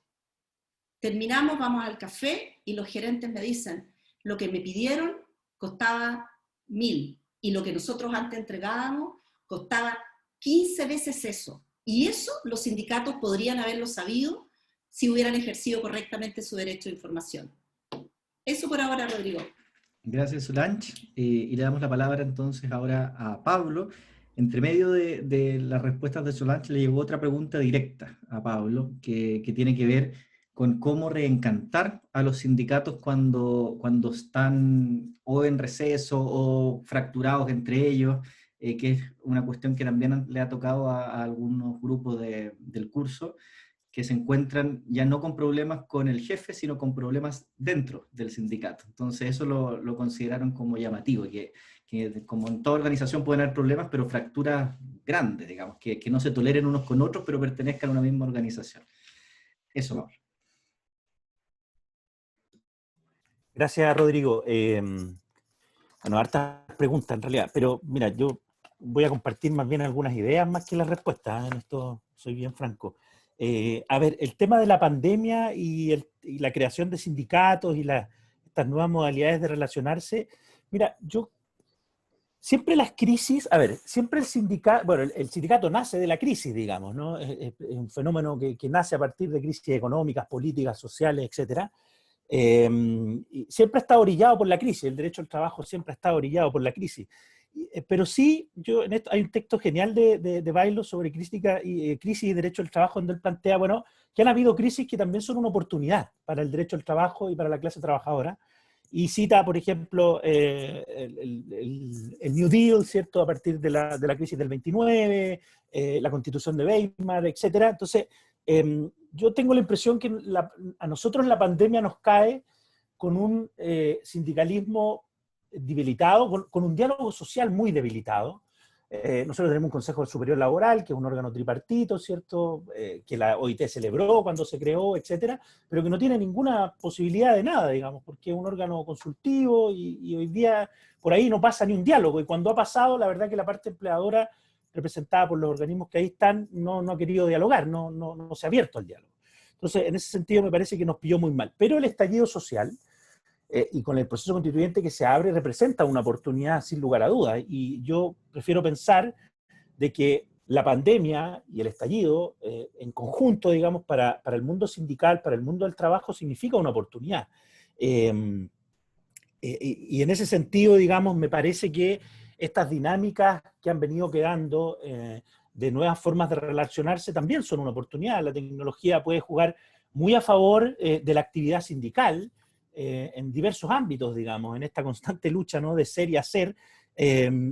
Por cierto que las asambleas, digamos, virtuales, las reuniones, yo tengo la impresión que son dinámicas que van a quedar, pero así como también va a quedar este fenómeno de relacionarse, también van a quedar las prácticas del teletrabajo, y por tanto eso significa un desafío para el mundo sindical organizado, porque se dinamiza esta idea de la fábrica, ¿no? Y por tanto ir a encantar a ese teletrabajador. No basta una norma que le obligue al empleador a informarle que hay un sindicato, que se crea uno, ¿no? Ahí el sindicalismo tiene que jugar un rol a la ofensiva, y hay experiencia, digamos. Comisiones Obreras, por ejemplo, armó una secretaría de nuevas formas de trabajo, en donde hay un dirigente que va a encantar, ¿cierto?, a estas nuevas formas de trabajar. Hay una columna ya un poco antigua, del año 2018, antigua decimos ahora, sobre sindicalismo y revolución tecnológica, que la escribió la misma Luz Rodríguez, donde ella cita, digamos, a un joven dirigente sindical que plantea que el desafío del sindicalismo frente a esta revolución tecnológica lo simboliza la imagen del dios Jano, ¿no? Este dios bifronte, en donde tiene desafíos hacia el futuro, pero también sigue teniendo los mismos problemas de siempre, la precariedad, la informalidad, los bajos salarios, etcétera. Y me parece que ahí el sindicalismo va a tener que innovar, ahí tiene un tremendo desafío. Y por cierto que el mundo de la asesoría también y de la representación jurídica puede jugar un rol en ese sentido. Yo creo en el diálogo social, creo en la negociación colectiva, creo en el acuerdo, creo en el contrato colectivo, creo en la regulación pactada de las condiciones de trabajo. Pero para eso tiene que haber equilibrio, porque la relación de trabajo es una relación de poder, digamos, y eso no ha desaparecido. Y en este país, el mundo sindical tiene muy poco poder, ¿no? En otros países, los países europeos, los trabajadores están sentados en los directorios de la empresa, cogestionando la empresa.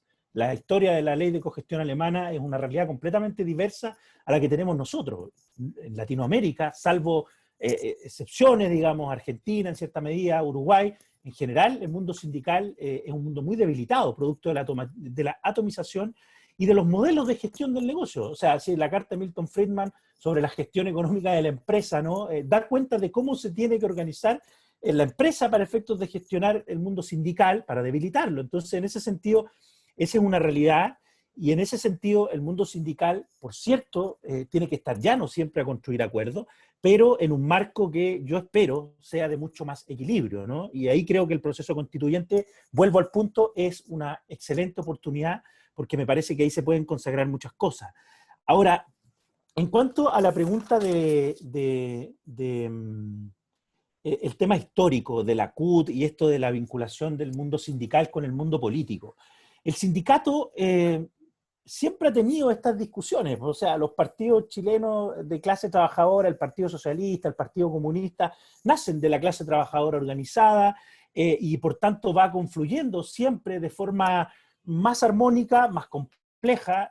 Surge el concepto de autonomía. El concepto de autonomía surge como una autonomía más bien pensada en un sindicalismo sociopolítico, ¿no? No en una autonomía completamente independiente de los partidos políticos, sino que en una convivencia más bien estratégica entre los partidos políticos, el mundo sindical. Y claro, eso yo tengo la impresión que, producto del plan laboral, de distintas razones, yo creo que no es la idea hablarlo aquí, pero de alguna manera va produciendo más tensiones a partir del retorno a la democracia en nuestro país. Pero, por ejemplo, la CUT se ha definido como un sindicato sociopolítico, no es un sindicato gremial, no es una organización intermedia. O sea, jurídicamente, desde el punto de vista constitucional, sí, pero la autodefinición que hace la CUT es un sindicalismo sociopolítico. Y por tanto, se ha expresado en diversas oportunidades de que, por ejemplo, no da lo mismo que en gobierne, ¿no? Y no da lo mismo si uno lo mira en términos de ejemplo, porque, por ejemplo, las políticas económicas en materia laboral, etcétera, en donde han existido gobiernos progresistas, se ha sentado a los trabajadores a negociar cuáles son las medidas que se van a adoptar para afrontar la crisis sanitaria y la crisis económica derivada de la crisis sanitaria, ¿no? Entonces, en nuestro país eso no ha ocurrido, digamos. Tenemos un gobierno de derecha que no tiene valor por el diálogo social, que no tiene valor por el sindicato, y por tanto no se ha llamado ni se ha abierto, es más, se ha dificultado la oportunidad de que los trabajadores estén discutiendo estas medidas económicas. Entonces, en ese sentido, allí, bueno, evidentemente a uno le puede no gustar, digamos, esa definición de sindicalismo, y es válido y es legítimo, pero lo cierto es que la CUT se autodefine como una organización sociopolítica. Ahora, en ese sentido, yo tengo la impresión de que también es importante el tema de la autonomía. Eso, yo no creo que eso signifique que los partidos tengan que controlar a la organización sindical, pero en algún momento van a haber confluencias de intereses, digamos. O sea, un programa de un candidato presidencial de un partido X que sea progresista, que proponga, digamos, elevar ciertos derechos de libertad sindical y fortalecerlos, por cierto que va a contar con el apoyo del mundo sindical organizado, y por cierto que va a contar, ¿cierto?, con esta idea de poder ir fortaleciendo un camino, no en similitud, pero sí a lo mejor en compañía. Porque, en definitiva, yo tengo la impresión de que efectivamente, por ejemplo, hay mucha confusión para enfrentar el mundo del trabajo. Aquí Verónica decía un poco este tema sobre el tema de las negociaciones colectivas, la suspensión de la negociación colectiva. Efectivamente hubo un mundo sindical y un sector político, no solamente de derecha, ¿no?, sino que también de la propia oposición, que estaba de acuerdo con suspender las negociaciones colectivas durante la pandemia. Y eso por distintas razones. Yo no quiero pensar, digamos, negativamente. Para algunos les resultaba práctico, digamos. Yo escuché a diversos diputados, senadores, estar de acuerdo en algún momento. Y la CUT fue a decir, mira, que en realidad eso era una aberración. Suspender las negociaciones colectivas en pandemia era privar no solo técnicamente un derecho fundamental gravísimo, sino que además era contravenir los convenios 87, 98, etc. Y hubo un sindicalismo que sí estuvo de acuerdo, digamos. Y un sindicalismo que se ha sentado con el mundo empresarial a discutir normas de flexibilidad, etcétera, etcétera, en un contexto además completamente debilitado. Por eso yo digo que no es fácil hacer esta distinción, porque en algún momento el sindicalismo sociopolítico se encuentra con un sector político partidario en ciertas ideas, en ciertos objetivos, y en otro momento está más lejano. Es una convivencia compleja, el mundo sindical lo afronta de esa manera, pero yo creo que en ese sentido no hago una crítica per se, digamos, a esa relación que además, con esto termino, ha sido parte del devenir histórico del propio movimiento sindical. Gracias, Pablo. Y vamos a escuchar una última ronda de preguntas para no abusar también del tiempo de nuestros invitados e invitadas.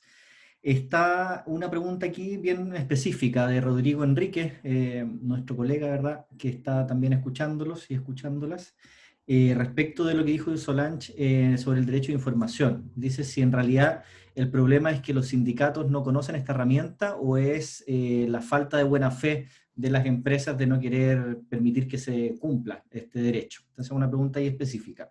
Luego Pía también pregunta respecto de las materias que uno debería poner especial ojo en las negociaciones colectivas más allá de lo estrictamente remuneracional.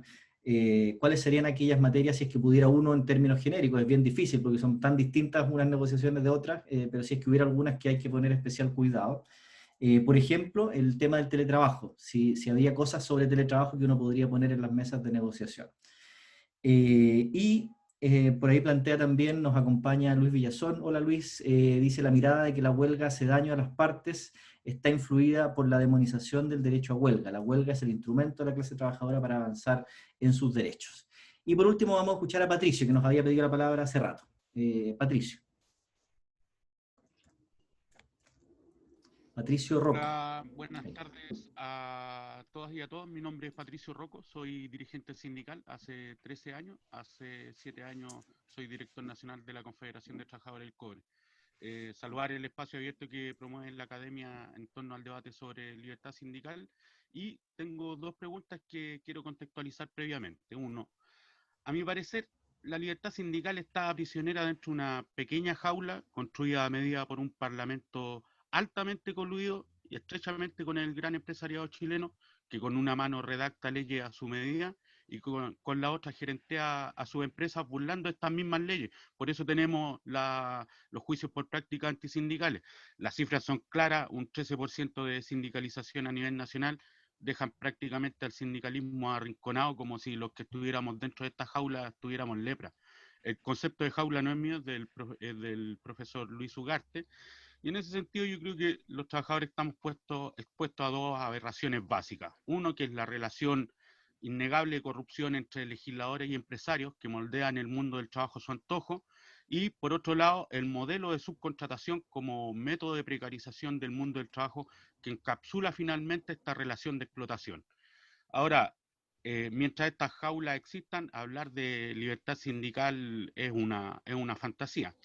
Y un poquito dentro de lo mismo, respecto de la asesoría, yo creo que ahí sin duda los sindicatos son un espacio de poder muy relevante dentro de la empresa, y cuando los trabajadores nos organizamos nos cuesta mucho detectar y diferenciar ese poder, y en ese sentido también administrar ese poder que se forma al interior de la empresa. Yo creo que ahí hay una cuestión fundamental en que los trabajadores nos tenemos que acostumbrar y educar en cómo administrar estos niveles de poder, porque efectivamente hay asesores que tienen mucha más experiencia y que esto lo comprenden al pie de la letra. Entonces hay sindicatos efectivamente que tienen mucha menos experiencia en torno a niveles orgánicos, y que efectivamente se ven sobrepasados cuando hay un asesor que está mirando mucho más allá de lo evidente. Y ahora termino con las preguntas. Uno, respecto de la academia, si existen propuestas para superar el actual modelo de subcontratación chileno, y segundo, si también respecto en el mundo de la academia se está trabajando un nuevo código del trabajo desde la perspectiva desde la libertad sindical. Eso, muchas gracias. Gracias, Patricio. Como son las últimas preguntas, hagamos una ronda de los cuatro. Les pido ahí tratar de ser breves para que alcancemos a escuchar las cuatro visiones. Partamos por la Vero. Ya, Rodrigo, sabes que en el fondo, también por el tema del tiempo y para que alcancemos a hablar todo, me voy a enfocar en el tema de las prácticas. ¿Ya? ¿Te tinca? En el tema de las prácticas y materias, así lo podemos también repartir los temas todos. El tema de las prácticas, porque lo plantean tus alumnos también ahí ¿sabes lo que pasa? Que a mí me llama, desde el punto de la asesoría, hay algo que no había dicho, pero que a mí me llama la atención mucho, que me preocupa y me sorprende, que es una nueva cultura gerencial, que yo he visto que, y aquí voy a ser a lo mejor discriminador en base a un lugar común, pero es lo que me ha tocado ver también, sobre todo de gerentes jóvenes, que han llegado a posiciones de poder altas en las empresas en muy poco tiempo. Y ahí a mí me preocupa, ya desde la visión del académico, en la formación que se está dando dentro de las escuelas de comercio, de ingeniería comercial o ingeniería civiles en general, respecto de cómo pueden los gerentes manejar sus recursos humanos.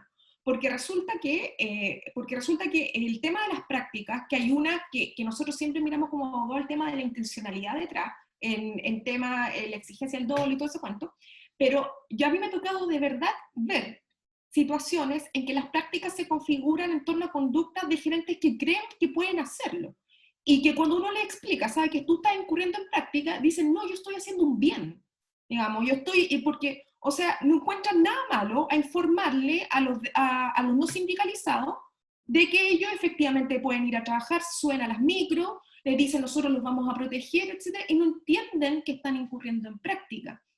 ¿Ya? O sea, encuentran normal muchas veces, y también me ha tocado verlo directamente, revisar casilleros, revisar correos electrónicos, meter gente a las asambleas sindicales a escuchar las cosas para que después informen, y no tienen conciencia, o sea, y también se englosa un poco con el tema de esta nueva cultura gerencial norteamericana que viene muchas veces de empresas producto de las formas productivas que se están haciendo en torno a filiales, etcétera, en que el caso Starbucks es el más claro de todos, o sea, como que no entendían esto del sindicalismo y las prácticas.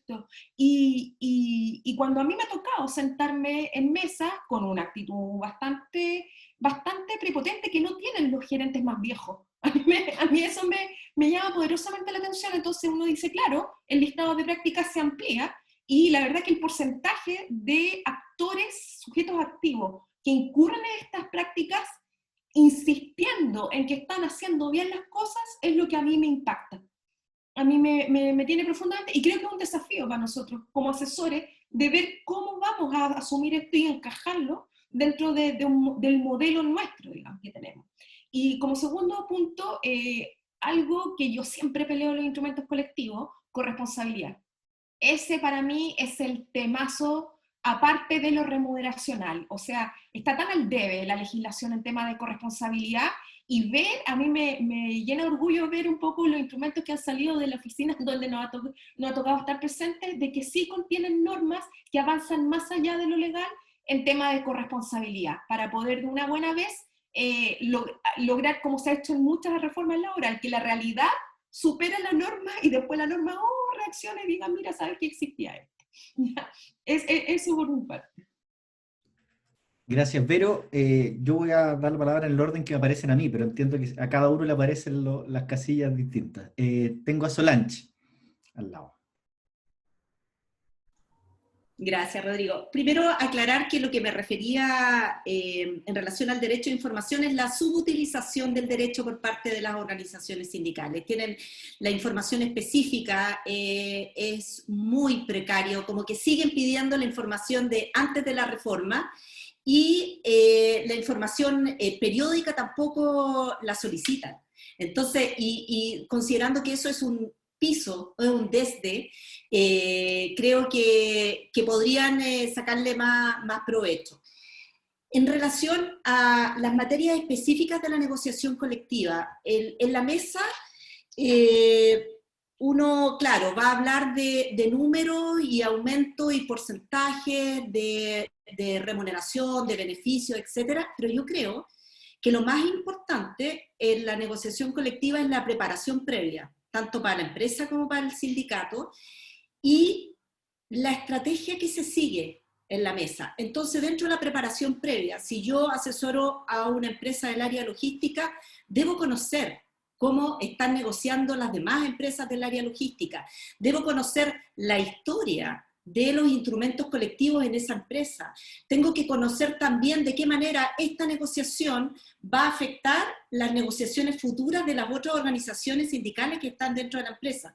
En fin, o sea, si los alumnos acá presentes piensan que nuestro rol como asesores es conocer el articulado del Código del Trabajo y explicar cuáles son los plazos, están muy equivocados, porque realmente yo creo que uno asesora, como bien decía la Vero, al comienzo de las exposiciones, en relaciones multidisciplinarias. Entonces, con especialistas en economía, especialistas financieros, contadores, auditores. No siempre entendemos todo lo que ellos dicen, pero efectivamente hay que tratar de poder entender, y sobre todo cuando uno tiene que tener un rol un poquito más activo, porque se trate de organizaciones sindicales con menos experiencia. Y por último, bien puntualmente, yo hago clases en la Facultad de Economía de la Chile a empresas y a organizaciones sindicales. Y lo que decía Verónica, y en base a la pregunta que se nos había quedado en el tintero de las prácticas antisindicales. Las prácticas antisindicales en la vida real son muy, muy frecuentes. O sea, es más de lo que uno se puede llegar a imaginar. Entonces yo a los gerentes les pregunto, siempre, cuando ustedes vayan a tomar una decisión, pregúntense por qué lo están haciendo. Si lo están haciendo porque quieren saltar a la directiva para llegar directo a la asamblea, es una práctica antisindical. Pregúntense por qué lo hacen. Y normalmente las acciones son prácticas antisindicales. Así que ese es mi aporte. Gracias, Solange. Gwendolyn. Gracias, Rodrigo. Ya, tema de negociación colectiva, yo creo que tanto Solange como la Vero han aportado harto, solamente para efectos de ejemplificar, de repente temas de corresponsabilidad, como decía la Vero, y también me encargo harto de eso. Lo único que no me ha funcionado es conseguir un bono de sala cuna que sea equivalente al sueldo mínimo, pero vamos por eso, porque la lógica es, usted tiene un bono de sala cuna compensatorio para que alguien cuide al niño o niña en la casa. Entonces no se puede pretender la empresa que ese bono sea menor al sueldo mínimo, o sea, le está obligando al trabajador a pagarle menos a alguien que va a trabajar una jornada completa. Esa es como parte de la lógica, pero con responsabilidad, permiso para ir a los controles médicos de los niños, permiso para ir a las reuniones de apoderados, permiso para ir a los actos del jardín, padres y madres. Y eso es parte de la corresponsabilidad y que se logra en el contrato colectivo, ¿ya? Eso es un logro bien importante. También tiempos de ocio, de repente, o actividades o aportes para hacer deporte, para ir a actividades culturales, también es una forma importante del contrato colectivo. Y sobre todo, temas de cierres, de término de relación laboral. Porque también a veces ya nos pasa que hay gente que no se quiere ir, o sea, cumple los 65 años, se jubila y sigue en el trabajo, y la verdad que o lo he hecho y le pago indemnizaciones, o la verdad que no tengo que esperar que renuncie. Entonces también en el Estado se ha dado mucho estos planes de incentivo al retiro, y en los contratos colectivos también son súper relevantes. Y ahí uno juega al ganar, gana la empresa también, porque uno le está permitiendo opciones de gestión, ¿ya? De gestión de sus recursos humanos. Había una pregunta sobre política y dirigente sindical. Yo creo que es al revés, yo creo que se plantea como cooptación desde el punto de vista del partido político a lo que pudiese hacer el dirigente sindical al interior del sindicato. La relación tiene que ser al revés. El dirigente sindical tiene que permear a su organización política de la realidad y de las necesidades que tienen los trabajadores y las dificultades que tiene la dirigencia sindical con la legislación existente, con el rol de los partidos políticos, con el rol del Estado. Y bueno, huelga, yo ahí quería plantear que sí, efectivamente no es demonizar la huelga, lo que pasa es que uno tiene que plantear lo que es la realidad, y eso también significa, y en esta capacitación incluso que habla la Solange, si yo la hago a largo plazo, yo me puedo preparar bien para una huelga y ejercer mi derecho a huelga sin todas estas alertas que me complican en la afiliación o en la adhesión que tengan los trabajadores. O sea, si yo junto los recursos, si tengo para solventar a lo mejor las necesidades de los trabajadores durante una huelga, y estamos todos preparados para una huelga larga, y a todo, o sea, con todo, sino para qué, perfecto. Pero hay que prepararla, ¿ya? No es demonizarla, pero es decir, oye, esto significa, si queremos huelga y vamos a ejercer nuestro derecho a huelga, preparémonos para eso. Y por último, había una pregunta ahí súper directa de cómo afiliarse si los van a echar a todos. Aquí igual se ha hablado bastante de Starbucks, yo no quiero concentrarlo completamente allí, pero ahí los chicos tienen una forma de afiliación, privada y regular. Regular es aquella en que se informa a la empresa y es el descuento por planilla, y la privada, ellos se afilian al sindicato, y el sindicato les cobra por su cuenta, individualmente, la cuota sindical, pero la empresa no se entera de su afiliación sindical. Y es una forma, porque además ahí van agarrando confianza, conociendo bien al sindicato, y luego, a veces masivamente, pasan todos a regular, y ya cualquier cosa que quiera hacer la empresa se va a notar demasiado si hay además una afiliación masiva. Pero tienen forma los sindicatos, no están obligados a informarle a la empresa quiénes son los socios. Es parte de su decisión y de su organización. Y ahí estamos. Muchas gracias, Wendo, y también un abrazo a Salva, que nos saludaba por ahí. Y Pablo, te damos la palabra a ti para cerrar. Gracias, Rodrigo. Mira, yo quiero referirme muy brevemente a lo que ha dicho Patricio Rocco. Yo estoy muy de acuerdo, digamos, en que se tiene que avanzar en una discusión sobre el tema de la subcontratación. Yo no sé si desde la academia ahí quizás Rodrigo podrá dar si es que hay alguna luz sobre ese tema. Y sobre, bueno, un nuevo código del trabajo, efectivamente, quizás una vez que tengamos una nueva constitución, si es que logramos en las bases institucionales señalar que Chile es una república de trabajadores y trabajadoras, cosa que no creo, pero pudiéramos a lo mejor empezar a construir un nuevo código del trabajo. Mira, respecto al tema de los contenidos de la negociación, yo creo que los contenidos de la negociación colectiva en disputa, ¿no? Para llamarlo de alguna manera, siempre han sido clásicamente, y hoy día hay que irlo adaptando: salario, tiempo y gestión, ¿no?